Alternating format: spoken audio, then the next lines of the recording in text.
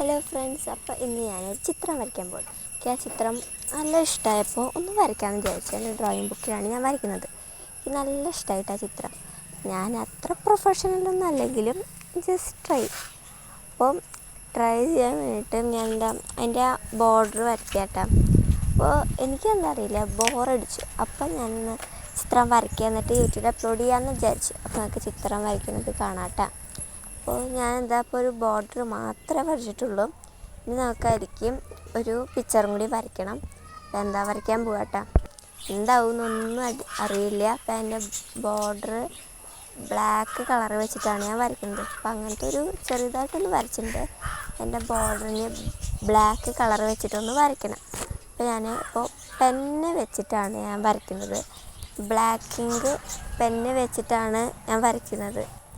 അപ്പോൾ അതാണ് ചിത്രത്തിൻ്റെ ലുക്ക് വരുന്നത്. ഇനി ഇപ്പോൾ പേന വെച്ചിട്ടൊന്ന് ഹൈലൈറ്റ് ചെയ്താൽ അടിപൊളിയാവും കേട്ടോ. ഞാൻ അങ്ങനെ എല്ലാ ചിത്രങ്ങളും സാധാരണയായിട്ട് ചെയ്യാറ്. നല്ല രസമാണ് അങ്ങനെ ചെയ്യാൻ. ഞായറാഴ്ച ആകുമ്പോൾ ബോറടിച്ചപ്പോൾ ഒരു ചിത്രം വരയ്ക്കാൻ വിചാരിച്ചു. അത്രയേ ഉള്ളൂ കേട്ടോ. നമുക്കിനി ബോർഡർ വരച്ചിട്ട് കാണാം കേട്ടോ. ഇതാണ് ബോർഡറൊക്കെ വരച്ചിട്ടുള്ള ഫുൾ ലുക്ക് വരുന്നത് കേട്ടോ. അപ്പോൾ എന്തായാലും എനിക്കിഷ്ടമായി, നിങ്ങൾക്ക് ഇഷ്ടമായി എന്ന് ലൈക്കിലൂടെ പറയാം കേട്ടോ.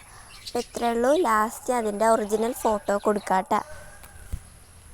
ഹലോ, അപ്പോൾ ഞാൻ എൻ്റെ ബുക്ക് കാണിക്കാൻ വിചാരിച്ചു, ഡ്രോയിങ് ബുക്ക് കാണിക്കാൻ വിചാരിച്ചു കേട്ടോ.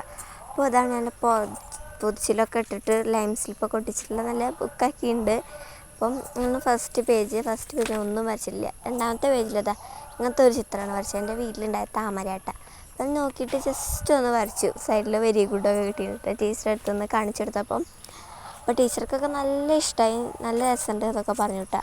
അതാണ് രണ്ടാമത്തെ ചിത്രം, ഒരു പെൺകുട്ടീനെ കേട്ടോ. എൻ്റെ ബുക്കിലുള്ള കണ്ടിട്ട് ഒന്ന് വരച്ചു നോക്കിയതാണ്.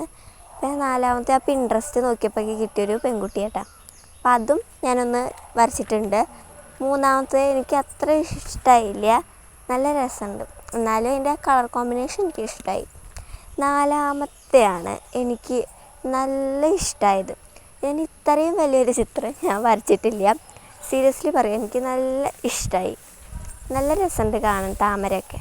അഞ്ചാമത്തെ ചിത്രം പറഞ്ഞാൽ അത്രയേ ഉള്ളൂ, ചെറിയൊരു ചിത്രമാണ്, സിമ്പിളായിക്കോട്ടെ ചെറിയ ചിത്രം വെച്ചാണ്.